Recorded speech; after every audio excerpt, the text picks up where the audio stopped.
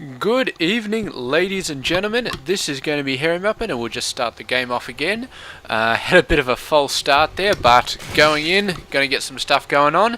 Up the top left side, this is a random Masters game that I pulled off the Russian Starcraft 2 League series of games.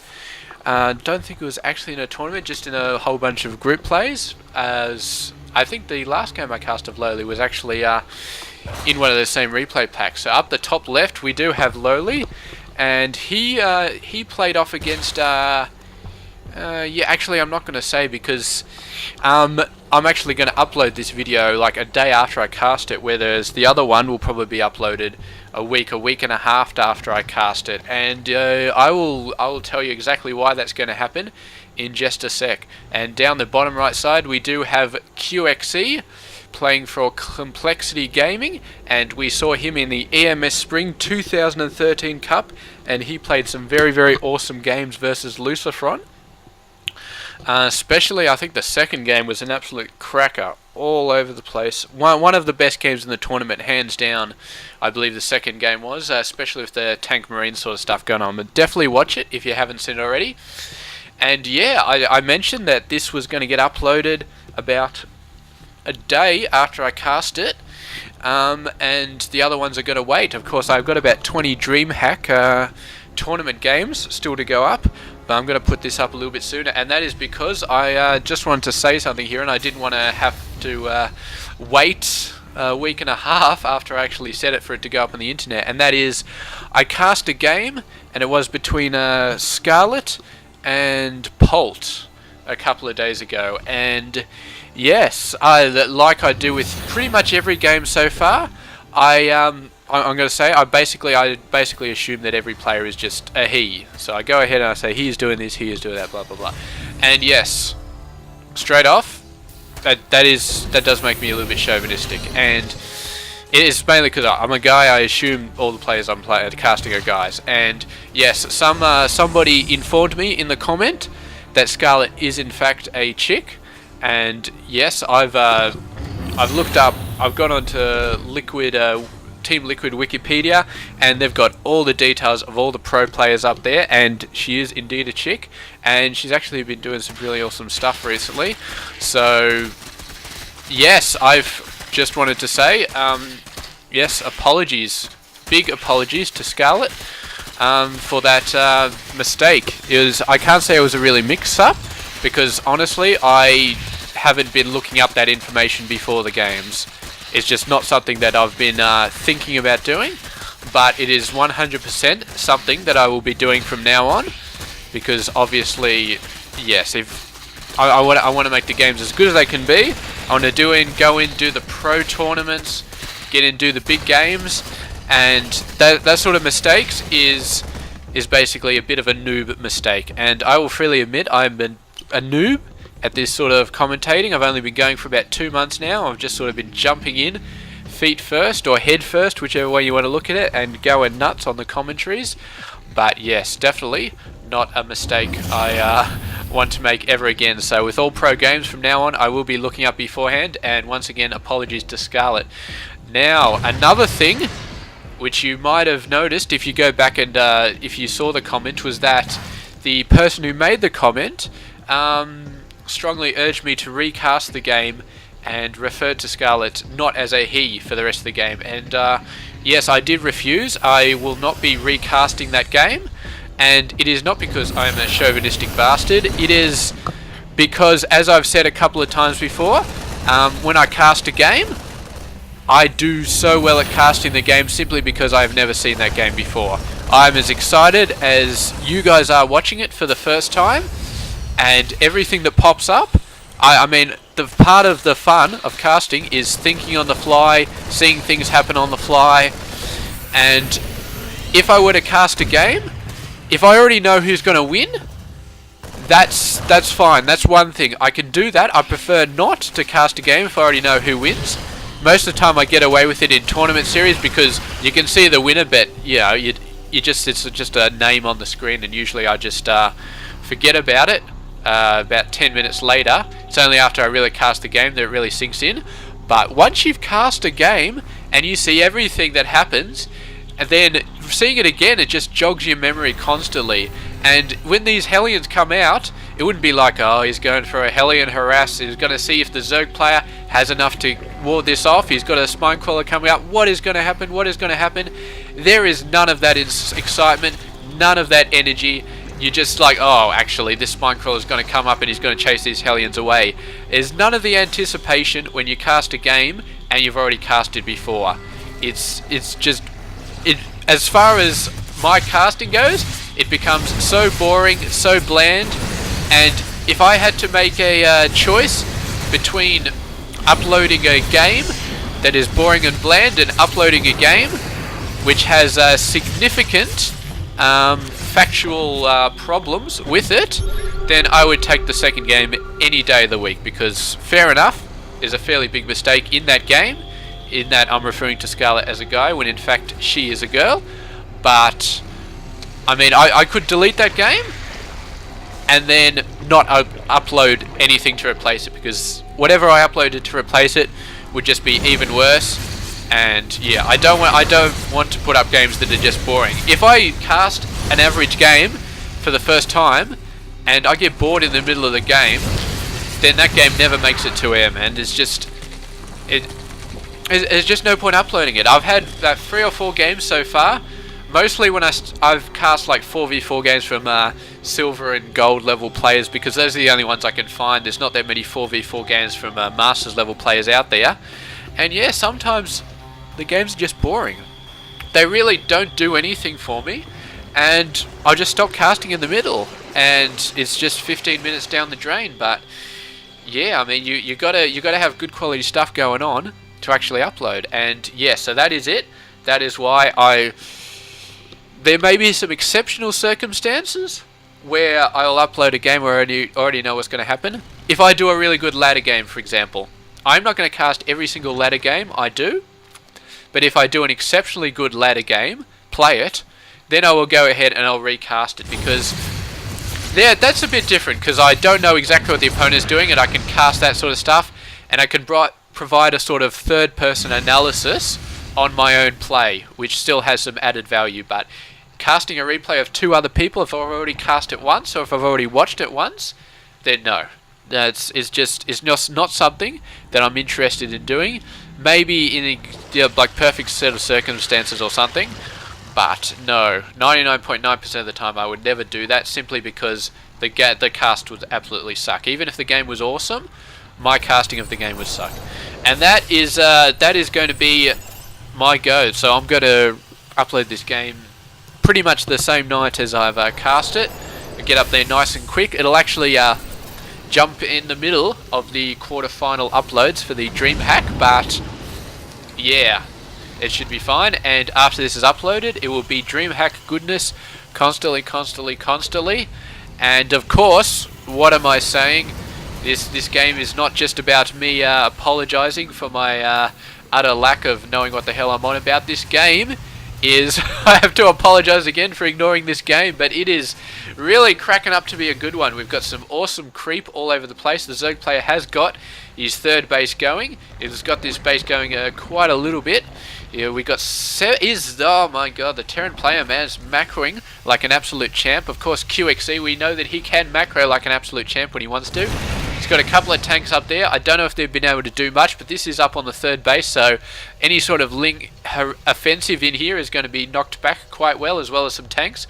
We've got a nice bit of a marine push. Not going to do a ton, but they might be able to knock off this very, very scary creep coming out of the front of the base. Now, the Zerg player, he's been getting Infestor Tech up, as well as Lings and Roaches. The Lings have 1-1, so we can possibly see some Ultra Tech coming on the way, or it may just be for Banelings coming on. And of course, with Marine Tech and Medivacs, Banelings are going to work exceptionally well, and we know that QXC loves his Marines and his tanks. So of course, he probably loves other units as well, but the most memorable game I have of him is Marine tanks. So as far as I'm concerned, that is what he loves.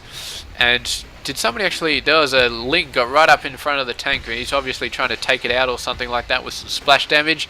One Link over here watching the 4th base, but that's not really in danger of being expanded to anytime soon. I think the Terran's pretty happy.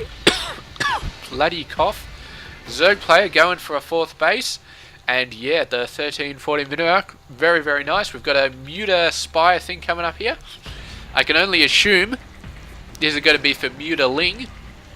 He may be getting some ultras out, in which case it'd probably be for corruptors to start sniping the medevacs. But I don't know, man. It could be ultras and mutas at the same time. I mean, why not? You can just go absolutely crazy with that sort of stuff if you want to. Constantly sending out medevacs to do some harass. This bit has just got 1 spore, so he can drop down there and still get his medevac away before the medevac is destroyed. But of course, sending it back to pick those guys up again to save their lives is going to be a little bit tough. You can probably drop them down there though. That's not a bad spot. Now this small force, this is going to be a bit scary. They can't all fit in that medevac, I don't think. And these guys are going to get absolutely owned here. There's no chance they're getting away. But they have seen the Zerg offensive coming in, but the Zerg's not going to push. With a bunch of Lings and Banelings. Yeah, he hasn't even got Baneling speed yet, but he's getting it down now. And there we go, there's the Corruptors coming out. And we do have the Hive finished. Oh, Greater Spire, man. So we are going to be seeing some Broodlords. Broodlords going absolutely nuts. I can't think that this Greater Spire... yeah, it's got to be for Broodlords. And Broodlords versus a Terran player, man. We are going to see exactly how it goes. Broodlords are not effective versus Protoss players because of the Tempest, but against Terran players, they can be very, very effective, especially if you build a crap load of Corruptors. If you have enough Corruptors to deal with the Vikings, and you've got enough Broodlords to just do damage, then yeah, you can do some very, very good stuff. And I believe, if I remember correctly, this is the exactly same tactic that LoWeLy actually used versus Polt. In the previous game I casted them. Please tell me it was Polt he was going off against. I cannot remember this. Now I'm getting confused because Scarlet was going... Scarlet going against Polt? No, Scarlet was going against Hero and LoWeLy was going against Polt. Sorry, I'm going to have to go check this. God, my memory is so bad.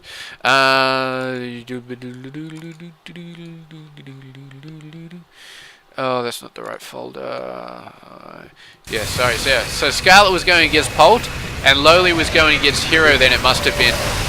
And I have just missed a whole crap load of stuff, but there weren't that many Marines out there, so I assume they just all got wiped out.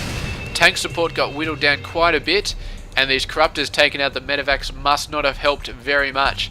But here we go, level 3 weapons. It looks like he's just going for Ling and Baneling attack right at this moment. So yeah, it's going to be pretty good.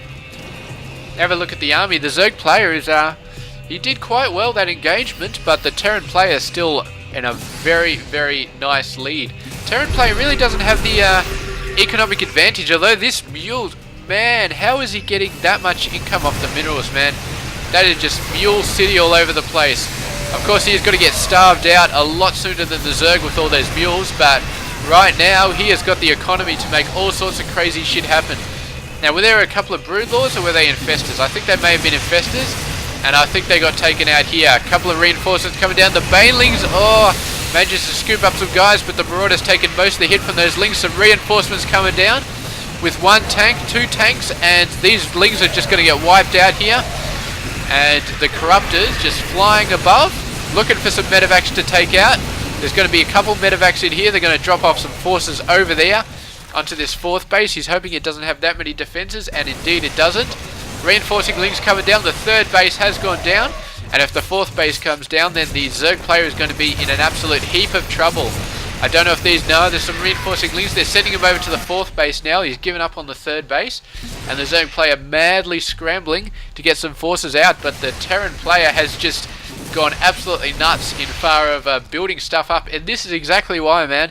The Terran player, he's going for Marines, Marauders, he's going for low to mid tech options. The Zerg player going for Broodlords, man, and he is sucking his economy up like you would not believe. He is not.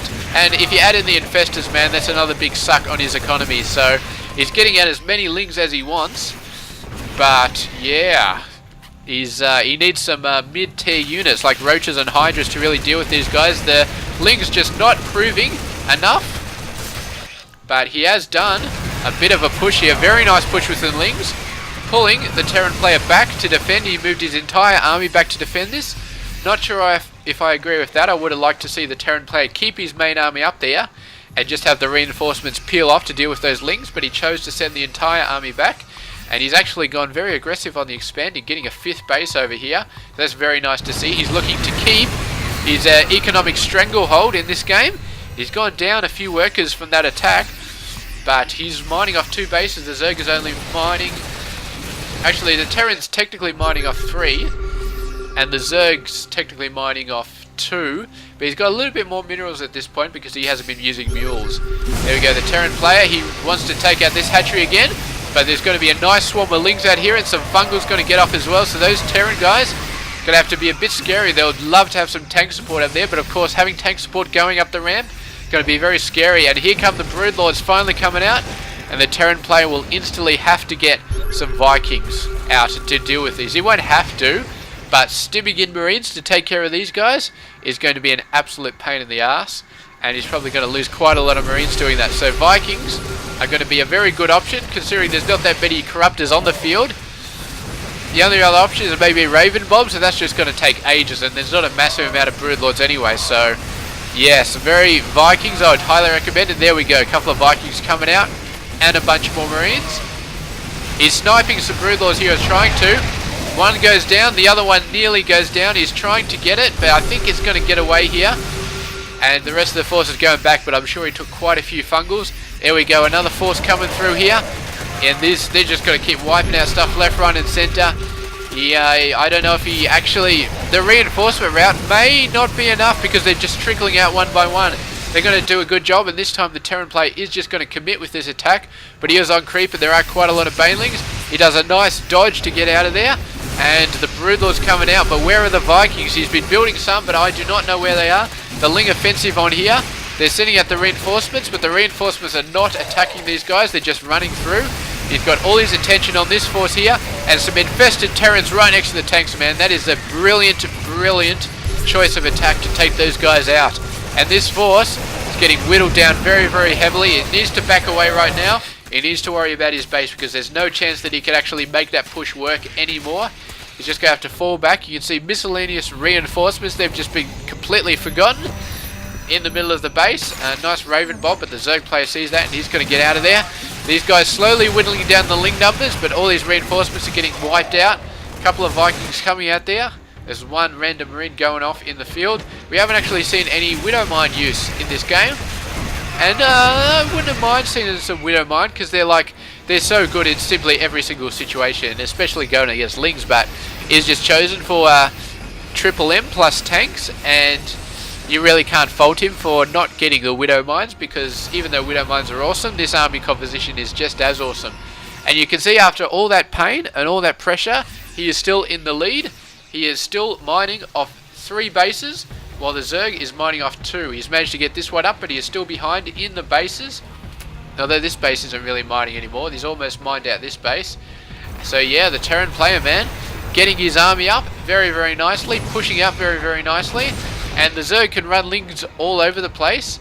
But yes, his army is still not as huge as the Terran player. And now the Terran player has the Viking support, and hopefully that should mean that these Broodlords are just going to go down. Although the Zerg has been getting up quite a large amount of Corruptors. I think he outnumbers the Vikings with his Corruptor numbers. And yeah, the Terran player needs to get a few more Vikings. He's going to send some Lings out there expecting an expansion, not going to find one. Another expansion here, maybe thinking about moving out. Nice drop force down here to pick up this, and oh my god, gets it at the very last second. So brilliant strategy, taking a drop over to there. He may have been aiming for this base, but he saw this base instead, so he thought, why not? Very, very lucky for him. Got to be knocking out some creep tumors, absolutely essential to be able to get in there. Got to get some fungal growths going down. The Vikings going to try with this large amount of Corruptors. Going to be a bit dicey, but some Raven Bombs going down there is going to help out quite a lot. And the Terran player does not like this too much. He's going to back up a little bit, wait for some reinforcements. He really needs some reinforcing Vikings. He really needs to go in there and just start wiping everything out with Vikings. But yeah, there we go. One tank gets a little bit too close, goes down. He's going to try and push around, take this base out while holding a strong offensive front here. But the Baneling's coming up, and nothing is going to stop them. They take out a massive amount of Marines. but there are still more Marines left off. Some Raven bombs going down, doing some beautiful damage on the Broodlords. Fungal growths everywhere. The Corruptors trying to take down the Ravens. There's still some Vikings around there. All the Broodlords have been taken out by those Vikings, and the Marines are taking out the Corruptors. So the Terran player doing an excellent job in that offensive of getting every single unit where it needed to be. The Vikings taking out the Broodlords, while the Raven bombs were taking out the Broodlords as well. And I think the Vikings running off to, the Ravens running off here, and the Corruptors focusing on the Ravens, which left the Vikings free to do their work. And the Marines, after they had enough to survive the bailing hits, and they took out the Corruptors like you would not believe. So really, really nice.